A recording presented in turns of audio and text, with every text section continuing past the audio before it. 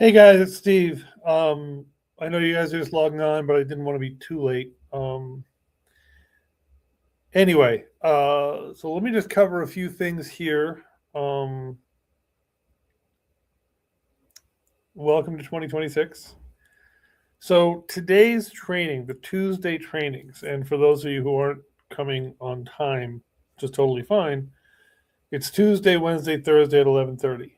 Those are the 3 weekly Asset Mastermind trainings. And as JV members of our team, you get into Asset Mastermind for free. We will finally be building out the Asset Mastermind online community and all of that kind of stuff that's within that. Um,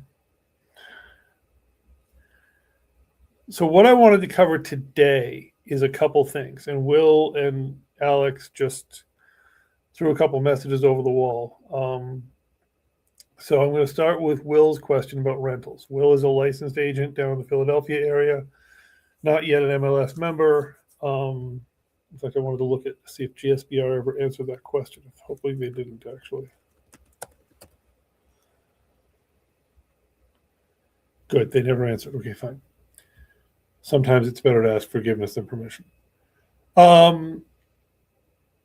Anyway, so the question was, do we as wholesalers, there's remembering in Pennsylvania, we do work nationwide. So those of you working in other states, ask me those questions specifically for those states. But for Pennsylvania wholesalers who are not licensed, first of all, technically you can't do units 1, 2, 3, and 4. No, they've not prosecuted that. No, they may never choose to execute the law. But the law says 1 unit, 2 unit, 3 unit, 4 unit, you must be licensed. In my opinion, and I've said this before, the risk is too great compared to the expense of becoming licensed. $500 for your class, $500 every couple of years for your license. What's the point? But whatever. In Pennsylvania, there's no room for a wholesaler to run a rental. There just isn't. In Pennsylvania, there's no room for a wholesaler to be on either side of a rental. There just isn't. So,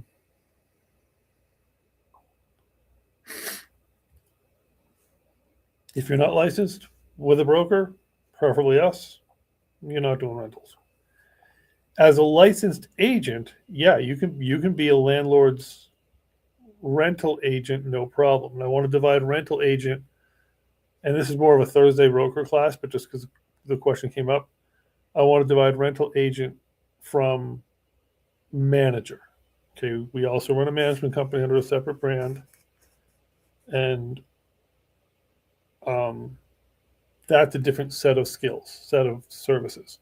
So manager is you're taking care of everything for the landlord. They can forget about the property. They simply get reports from you every week, so on and so forth. So, and I just want to make sure Will, because I figured Will, because Will and Alex just texted me, so I figured they'd be coming on board. So I'm just going to jump on real quick.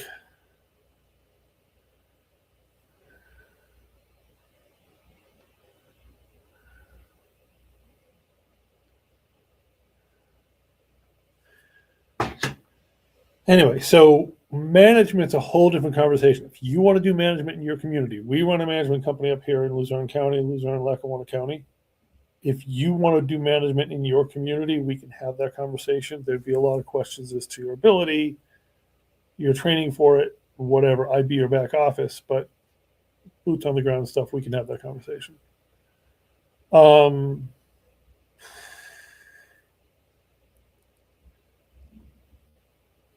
Rental agent is different. So rental agent, you're literally finding the tenant and handing them off. And rental agent for commercial and residential is kind of the same service, kind of. But the pay typically in the residential world will stay simple is 1 month rent is paid to the agent that finds the tenant. Finding them, screening them, making the recommendation about the applicants to the owner. Here's the critical difference. In a manager situation, you're deciding. In a rental agent situation, you're collecting the information and presenting the people you think are valid to the owner. Now, be warned, I'm in a community where the landlord pays the fee. There are communities, New York City, for example, where very often the tenant is hiring an agent. And the landlord's not paying the fee, the tenant's paying the fee. Every town, every market works different, so we'll walk through the paperwork when you have a deal like that. But typically, I just say, listen, Mr. Landlord, if you want me to find you, it kind of all depends on who hires you. If a tenant comes and says, find me an apartment, tenant's paying the fee. Landlord comes and says, find me a tenant, landlord pays the fee. But here's the up and down side of the equation. The upside is that you will have built a relationship or be beginning to build a relationship with that landlord. Let's face it, if your property rents for $1,200 a month and you then split that with the brokerage, so you're taking, I'm just doing the math in my head, so you're taking 8, we're taking 4, whatever the split is. $800 for doing all the work, and kind of, for doing the meetings and the showings or whatever, isn't a huge number. It's a number, it's just not a huge one. But you're getting into the groove with that landlord, and you're getting into a relationship with that landlord. Maybe you convert that to a management relationship and take 10% a month. Maybe you convert that to a sales relationship or a buying relationship. So it's not just about what you get in renting it. Obviously, if you have like a 30-unit building, hey Alex, how you doing? Obviously, if you get a 30-unit building, we're just covering rentals because we'll actually call it with a rental question. A 30-unit building, you're getting 1 month's rent for all 30 units. Okay, all of a sudden you might be talking $30,000 when you finally get them all rented. All right, so that's a different thing. It is also important to remember, and just Alex to cover it for you, if you're not a licensed agent, in most states you're not allowed to be a rental agent either. So it's really not a wholesale game. So I just wanted to kind of cover that one. Now, Alex, I know you had another question that you were just asking me a few minutes ago, and I forgot what it was. Yeah, I was asking you about the property I had sent you. Okay, all right, yeah. So that property, Clay Ave, I think it was, or something. I'm looking up the address. So the property in Philadelphia, yeah. So basically, the way we and what we should do next, Alex, is we should get on the phone with that guy, and we should just kind of walk him through where he's at, and what he thinks he needs. I don't see him getting $90,000 because, okay, so we always run in batch leads, and you have a password to batch leads. I can teach you how to do it. You can whatever. I want to work with you on this. I'm not dumping it on you, but let me just share out let me share out my screen here real quick. I don't know if you can see it on your phone, but Yeah, because I see it listed on Zillow for 45,000. So right, so basically the Zillow ad. Okay, so with Zillow, virtually Zillow puts almost every property in the world online. So it might not be, of course, that's not it. So it'll show up with a Zestimate. It may not be listed.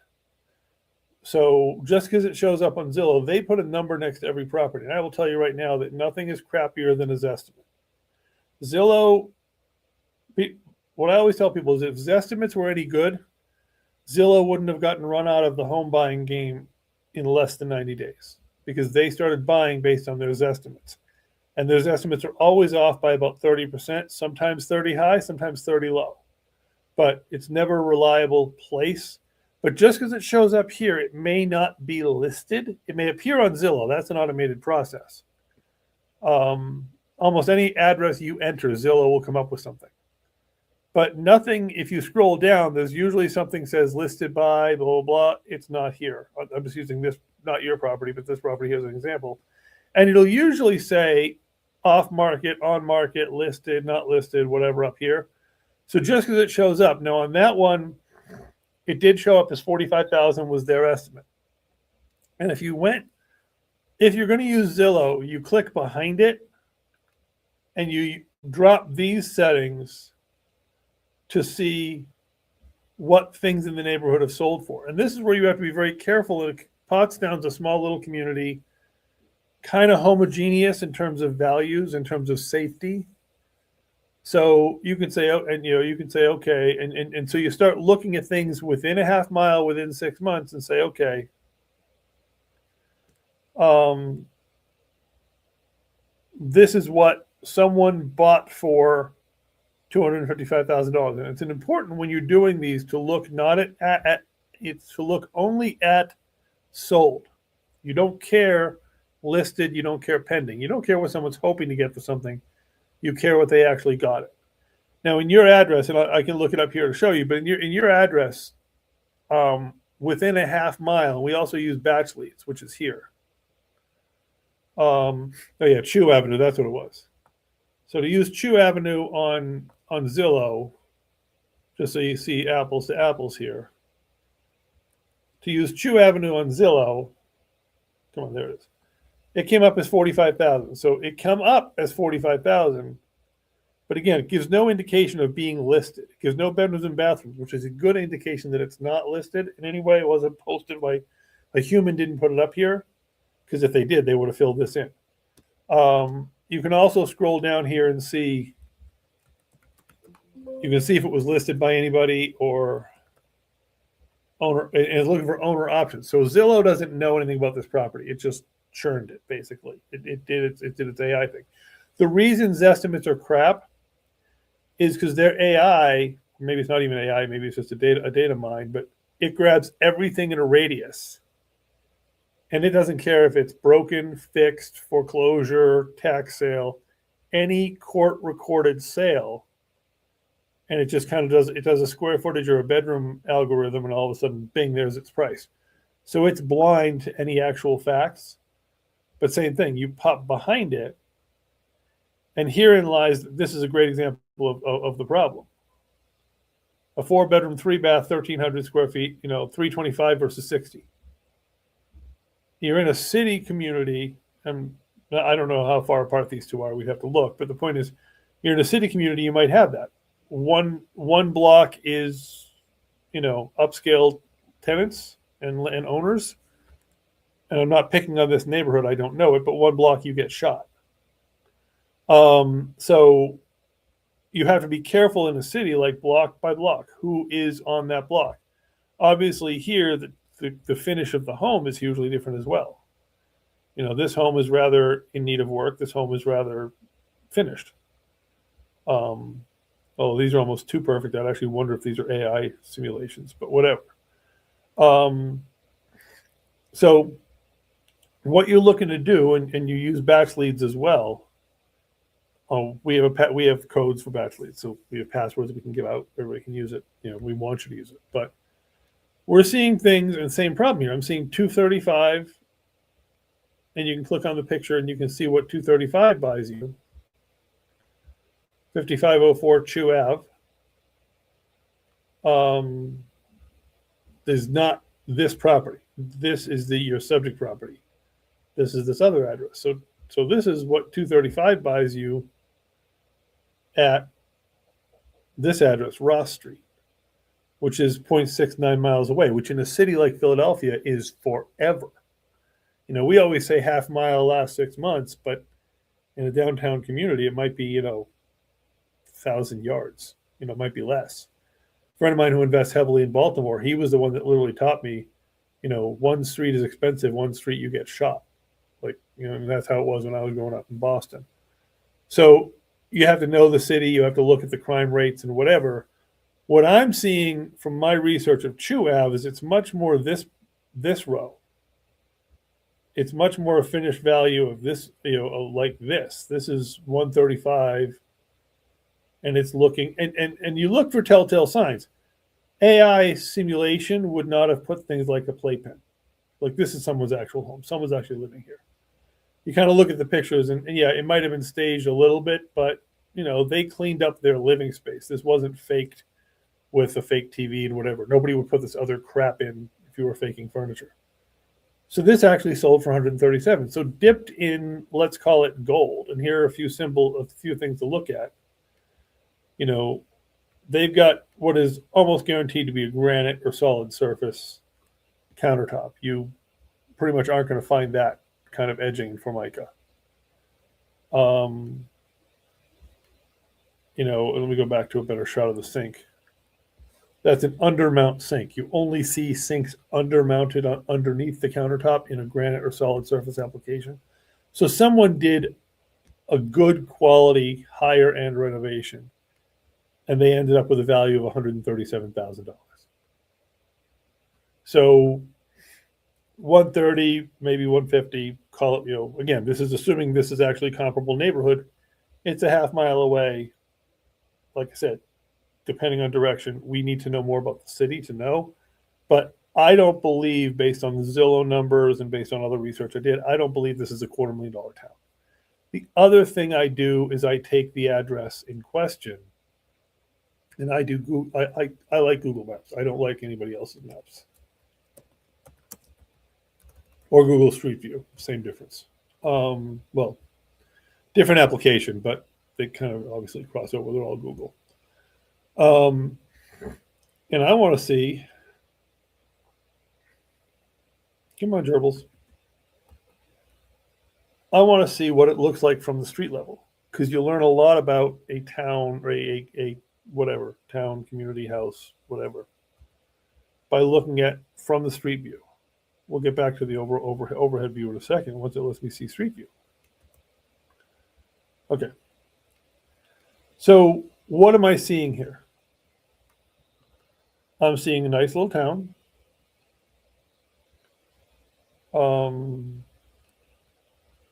Now I'm noticing State Route whatever 04, even though I put in Shoe Avenue. I'm going to assume that it knows enough and we're in the right spot. And by the way, when I do this here, this will show you. It's labeled as Church and Shoe, so it's found the right spot. We add in the layers and we zoom in a little bit and we look at what are we seeing? Like what is in our neighborhood? What's going on in this area? Technical auto services. Sorry, what? Okay, so technical auto services. So there's commercial nearby, PNC Bank. Again, cities rules are a little bit different, but super wealthy is not probably going to be next to a technical auto services. You've got commercial property. Doesn't look disaster zone. And by the way, I always look when I see under maintained. I make a mark of that, and maybe that's an owner we should reach out to and talk to and say, hey, sir, what's going on with this building? You're looking to sell it or whatever.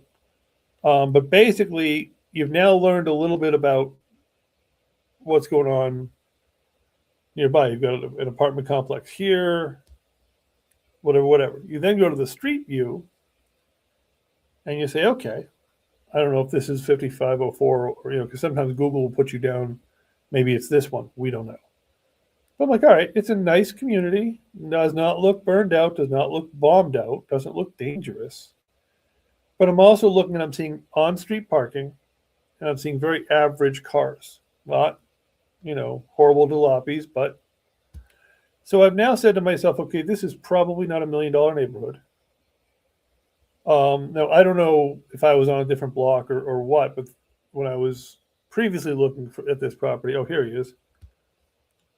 And this is not profiling, but if you're in an upper level community, it's not common for someone just to be leaning up against their house like that. This isn't about race or anything. This is just about, if this were an upper level community, they'd probably have a patio set out there if sitting out and watching the town go by. So I'm saying, okay, this is an average middle class, fine, but not fine upper scale community. So I'm going back to batch leads and I'm saying, all right, I'm not really believing if 230, 240 is the top of the mark. I'm not believing that. And Zillow's not believing that either based on their estimate of 45,000. Again, they're way the freak too low, but all right, so we're not, they're not saying 450,000 like they were on this other house I was looking at. So all of these things point to a finished value of 130, 150, 100, whatever. Let's hope it's not 100.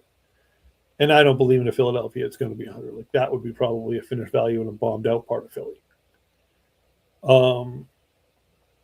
And this is where you start looking and saying, okay. And this is why I don't think your guys' prediction of 90 grand would be downhill with a tailwind if he listed it with an agent. and I still don't think it's going to happen. Because if it's flipper, I'm going to sell it for 150, 140. I'm just going to use one, even though 137 is a lot lower. I'm going to use 150 because the math is easier. A flipper's got to be done for 2/3 or 70% of the finished value, meaning bought, fixed, holding costs out the door over every dollar in is 2/3. So 150, 2/3 of that's 100. So as a flipper, I got to buy it, fix it, hold it, everything for 100. And that's not 30% profit. That's important when we talk to these people to explain that to them. And this is why we don't expect you guys, at least not in the beginning, to be having the negotiation information. You're collecting the data, and we're doing the co-negotiation with you. It's a doctor model of you watching and da da da. So, but basically, if every dollar into it's $100,000, and I won't, it's all on my cell phone. It's not over here, so I can't show it to the crowd. But this place needs everything. It's the ceilings have fallen in, the drywall's fallen in. Even the guy told Alex, like, the place needs everything. All right, well, I got 1,400 square feet. I think it was something like that. A paint and flooring in my market, probably higher in Philly, is $10 a square foot. So let's say 15 in Philly, and that still might be too low. Well, if I got 1,500 square feet, and of course, I got myself into a math I can't do in my head, but 15 times 15. All right, so it's $25,000 if my drywall and everything was ready, which it's not. So I'm probably at, I don't know, $40,000 to get walls installed and flooring. So paint, carpet, drywall fixing, paint, flooring, drywall fixing, 40 grand. Well, if I'm dealing with, it's kind of a bombed out shell of a house, I got to re-plumb it. I got to rewire it. I got to reheat it. I got to everything. And let's just round that off to $10,000 a service. 10,000 plumbing, 10,000 electrical, 10,000 heating, probably 10,000 on a roof, because if it's that crappy, the roof is probably crappy too. So I got 35, 40,000 in cosmetics. I got another 35, 40,000 in systems. I got another, something in putting in kitchens and bathrooms, because all I'm doing in my $15 a square foot, $25 a square foot math is I'm putting drywall up and I'm putting paint on it and I'm putting floors in. I'm not my kitchen cabinets. I'm not my bathroom fixtures. I'm not all that. So this guy's got, my estimation, 100 grand. Went off stage for a second there, buddy. This guy's got 100 grand in work. And so unfortunately for him, we've hit this point of the graph where his finished value is less than 150, but we'll stick with 150. His flipper value is 100. That's the most the flipper can be into it, bought, fixed, and done. And the flipper might have 100,000 in work. So his actual value is, to a flipper, possibly zero. I mean, it's not a guarantee that it's zero, but it's not 90, basically. And even with a 250 valuation, okay, I'm going to raise it. I'm going to go the other way. I'm going to say 210 because, again, it's just an easier number. I'll go to 240. 240 is not okay. So 240, which is about what I'm seeing back-to-back leads. 239, 235, 245. So, okay, so 240, and that's easy. 240 take off 80, a third of 240. 24, a third of it is 8. Add a 0, whatever. If you're not good at math, calculators are fun, but 240 becomes 160. And I'm going to pour 100 grand into it. So if he's in one of these better neighborhoods, he might have 60 grand. Or then we have to have a wholesale fee too. So he might have 50 grand. So either way, he's not getting 90, basically. Now, we can list it for him. We could refer this over to Will. Will could put it on the MLS and handle him as an agent and whatever. This is advantages of being a licensed agent.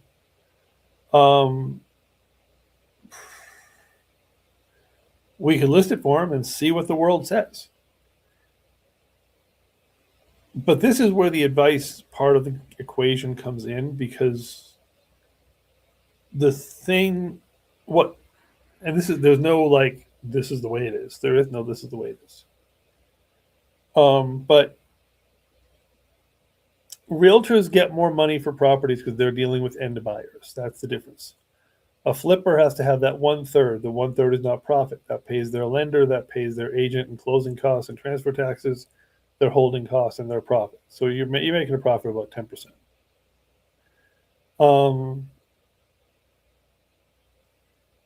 Realtors, when they're selling to an end buyer, that end buyer doesn't need that 1/3 profit. They're going to live there. This is their home. So like when I flipped my, what was a shell of a home at the time I bought it, when I flipped it to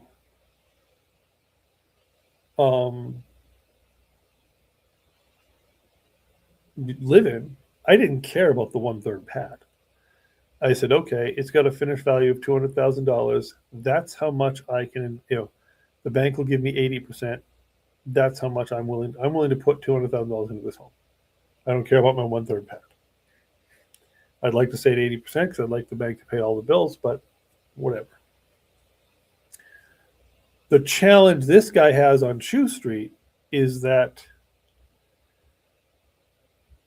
he needs so much work that the end buyer who wants to live in the home isn't likely to be the buyer for two major reasons. Meaning the normal traditional residential buyer that a realtor faces probably doesn't have the cash to buy the thing outright. And a bank's going to look at a house with no plumbing, no electrical, no this, no that, no the other thing, and say, sir, unless you've got stellar credit and lots of cash available, you are not the person we're loaning this kind of money to.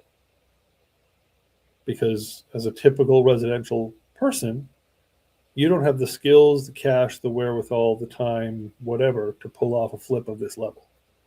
We don't mind FHA and conventionals don't mind giving you a loan if you've got to, even if you've got to throw a new roof on, you got to replace the kitchen. That's doable for residentials. I have no walls, plumbing, heating, or electrical isn't really a homeowner thing. So would a realtor get more? Questionable, because the guy who can do that kind of work is probably savvy enough. So in this case, I don't know that he's going to do any better on the market. Whereas I'm dealing with another one in a different town, actually Pottstown. That was the first site I was showing you, where the place is a beautiful brick home on a beautiful little street, looking like 1960s, but functional. Someone's living there. And I had to tell the guys, listen, I want to give you 150 for it, but you might get 200 if we put it on the market, because somebody could move in and say, hey, I'm going to paint the house, I'm going to this, I'm going to that. So for your guy on Chew Street, the conversation you and I need to have with him when we set up the call is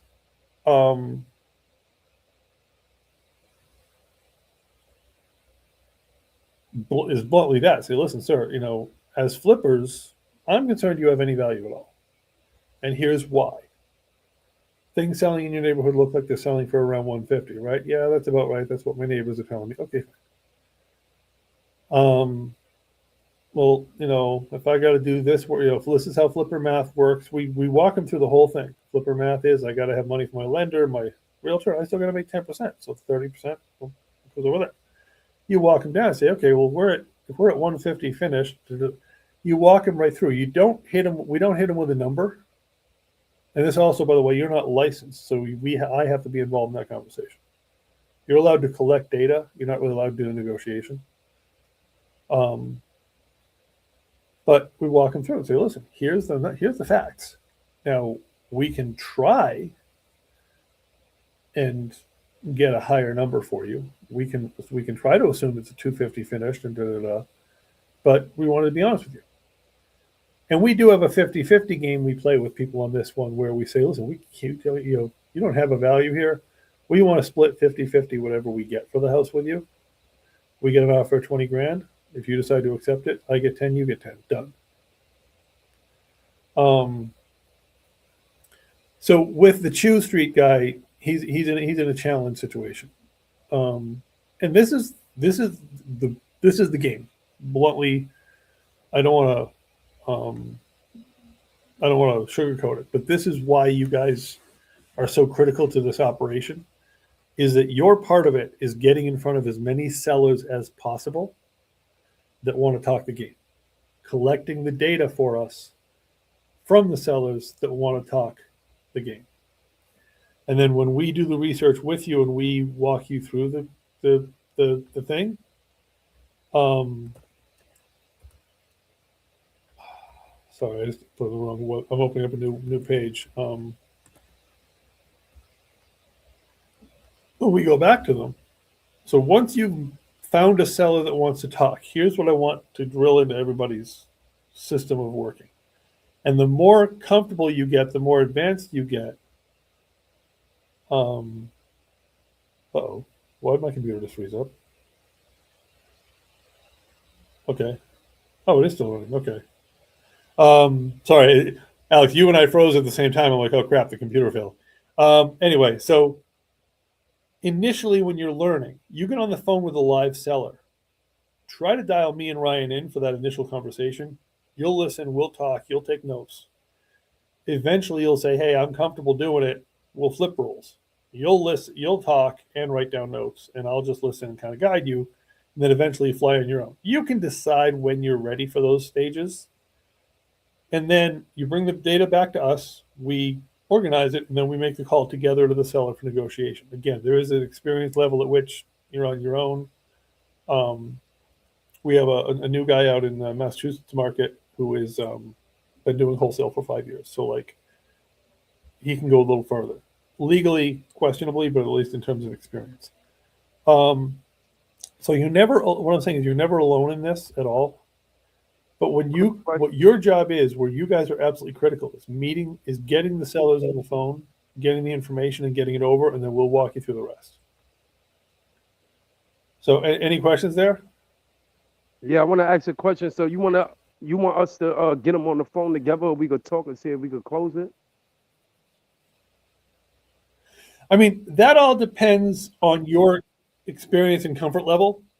Like with someone who's fairly new or whatever, pretty much what I assume everyone starts out new. So what I like to do is say, listen, you get them on the phone, and when you're on the phone with them, if you can't reach me, that's why I'm working now to pull up the form so I can show you the public form that you should be using.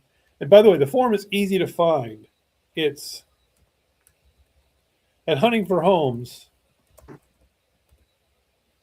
The form is easy to find right there on the homepage. But your form is a little different that you guys should be using. So basically, our forms give you the answers to give you the questions that we want answered. So if you can't get me on the phone, you don't need to waste the time with the guy and be like, first of all, you'll have my scheduling link so you can schedule right with him. Hey, can we call you tomorrow at this time? And you just put it right in the system. But also, you'll have the questions right in the form. And I want to make sure I pulled the website back up here. There, it's live now. You'll have the questions, and I think I've sent these out to you, but I will send them out again, and I'll post them in here. But so if you can get us on the phone live until you get real comfortable with these initial questions, and don't feel you need to rush that comfort level. Meaning, Ryan's been with me for 6 years now. He's my business partner, and a third of the time, Ryan still dials me into those first calls. Does he need it? No, Ryan's totally, but it's sometimes just easier to have both of us on the phone doing. And especially, and this is the form, by the way, especially if the second conversation, especially if the information is going to be uncomfortable.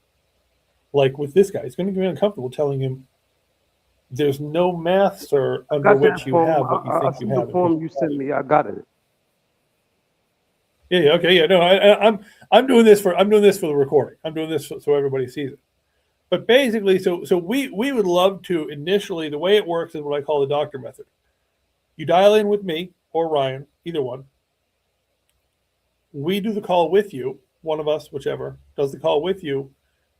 We'll lead the call until you're comfortable. Then you'll take over the next set of calls until you're good. And then you're like, hey guys, I'll fill out the form and submit them. But if you can't reach us, get whatever you can. None of these answers are required. This is about you giving us whatever you know, uploading pictures. It's about getting it into the computer so our CRM system can take it from there. We'll show you that individually. Um, Once we have these kinds of data, like from your text message, I didn't realize that was really what we had. That was all he was willing to give. But now, once we have that, once we have that, we can guesstimate, and that's all it is at this point, is a guesstimate of repair costs, and back it in from there. Any other questions?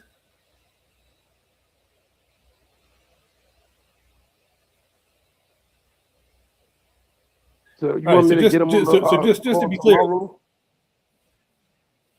yeah. I mean, basically, I'm available. I mean, if you so here's it is. I have sent and I'll send out again my scheduling calendar. But if if the client's needs don't fit my scheduling calendar, find out what his options are and pop me a text message. Because I keep random calls to certain blocks in my day. Like I've got a block in the morning and a block in the afternoon. But if there's another block that works for him, let me know. I'll try. We'll make something work. So the next step for you is to get him on the phone with us, with me or with Ryan. Typically, whoever ran these numbers with you, like me in this case, and then we'll talk to him and we'll be like, "Listen, sir, here's it," and I'll be ready to pop it right up there and show him. This is what's sold in your neighborhood. Do you agree this is your neighborhood?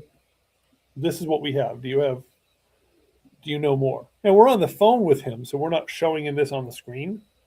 But that these conversations are all about getting their agreement. There's two, besides the physical questions, and this is important. Our form and our questions are important, but their story and their comfort is more important. They'll work with who they feel good about. And you walk them through yada yada yada. So in your next reach out to him is, hey, when can we get you? We're ready to make an offer. When can we get you on the phone with my partners, whatever. And we set something up and we go from there. And on that call, I'm going to walk him through blah blah blah blah blah. Here's your neighborhood. Here's your value minus minus minus. Here's the bad news. Now I'm going to start because he gave you a number, which doesn't always happen. How'd you come up with that 90 grand? Well, I own 90 grand. Oh, okay. But have you seen 90 grand? So you want to find out where their head's at because it's all about their head. It's all about their situation. Are they facing a foreclosure of 90 grand? Is this a divorce situation? Where did he get that number from? And what in his life is that number? What's going on in his life that's putting him here? So your next step is setting up a time for us to talk to him and get back. And the reason that next conversation is always with Ryan, almost always with Ryan or myself, at least at this level, is first of all, you're not licensed. Legally, you can't have it. I'm not saying you don't do it sometimes, but legally, you're not supposed to negotiate with people. But second of all, it comes down to credibility. And I'm not saying you're not credible. I want to be very clear. This is not personal. But my conversation is, hi, I'm Steve Franco. We are cash buyers. We are flippers. I'm a broker of two real estate brokerage firms. I own my own set of properties. Da da da. I've been doing this since 1997. Da da da.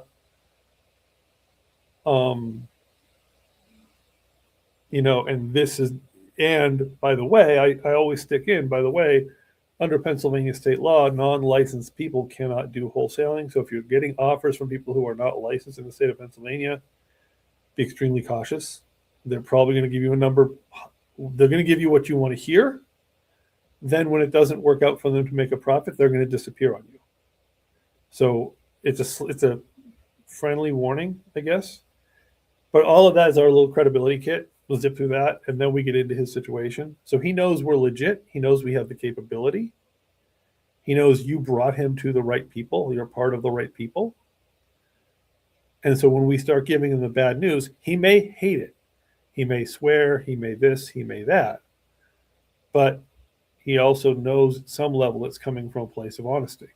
We may not get the deal. In this case, I seriously doubt if his number is 90, unless he's just picking a number.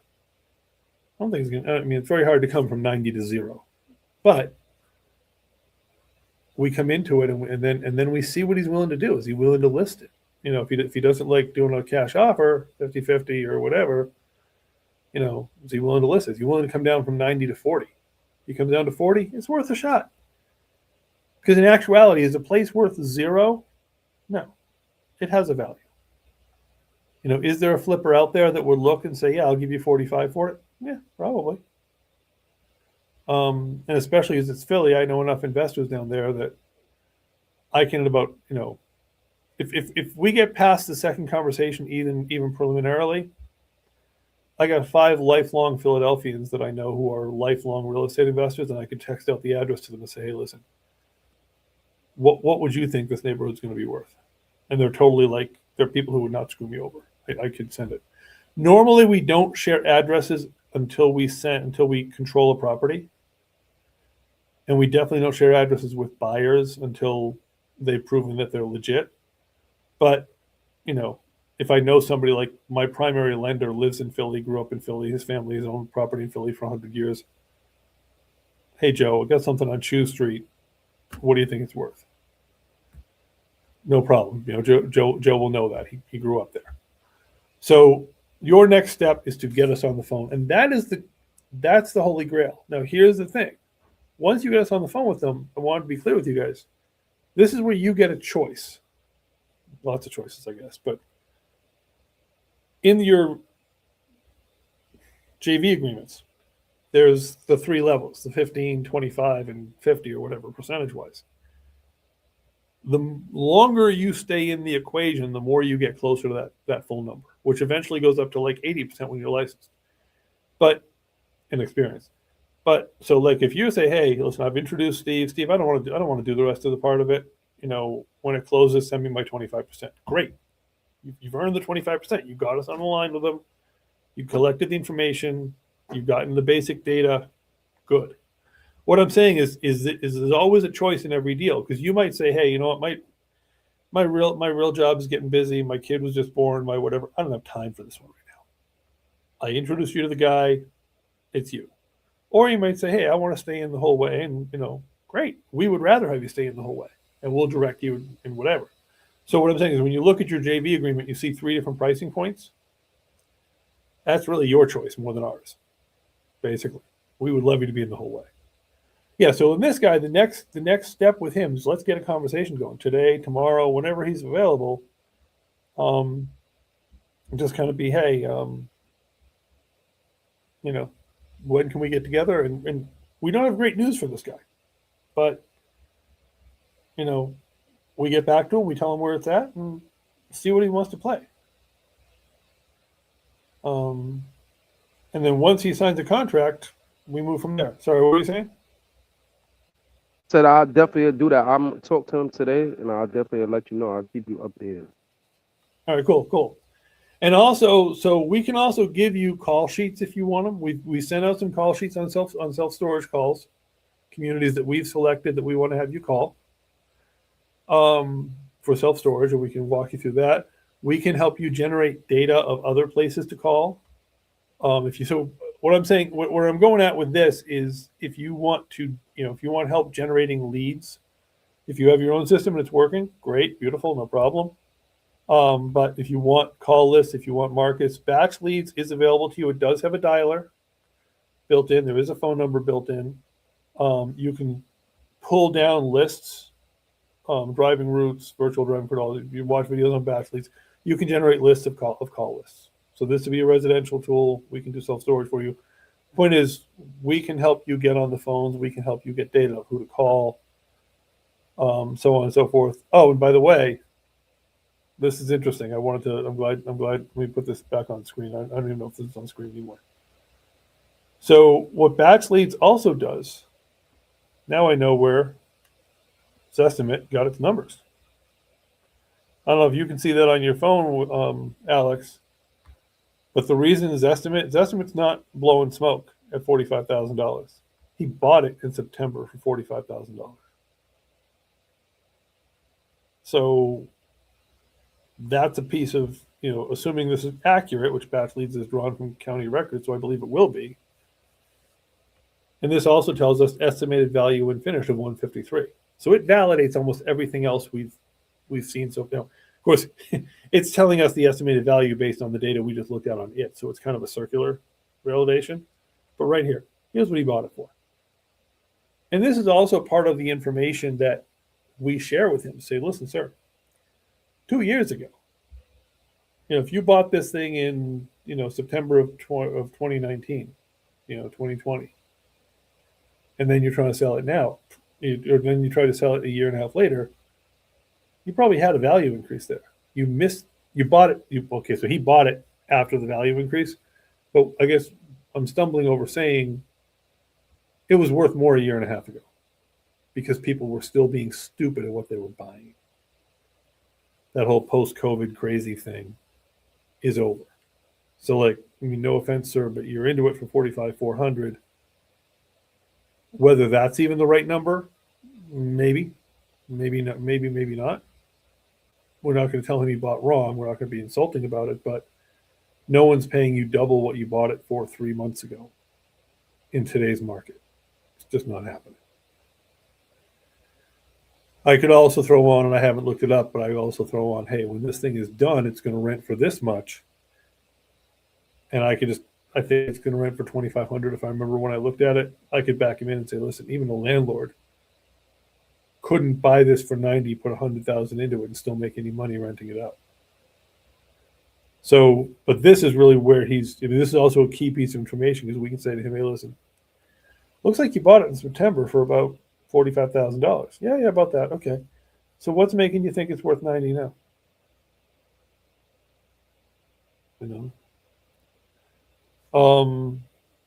So this is something else batch leads can do for you, is it can tell you about what he bought it for and condition it was in when he bought it and stuff like that. Yeah, so that's kind of it basically. And I just saw a couple other guys log on. So Connor, I know I got to reach out to you about that, or reach out to that guy you sent me over the holiday, and I was playing phone tag. And by the way, guys, if you send something over to us in the form or by text message, even in the form, text us to remind us. To say, hey, listen, I filled out this form, because sometimes the notification system isn't always reliable. And then, don't just let it be like, oh, I sent it to you and okay, now I forget it. No. This is your deal. Not keep on with us like we're avoiding it, but hey, things get missed, or maybe things are done or not, whatever. It's your deal to make sure it gets in the pipeline. If for as long as you're involved with it. So what I'm saying is, don't be afraid to be like, hey, I sent you this thing yesterday. Also, when you're texting, always text me and Ryan together.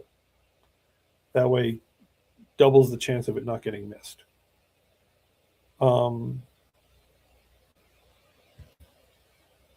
Any other questions?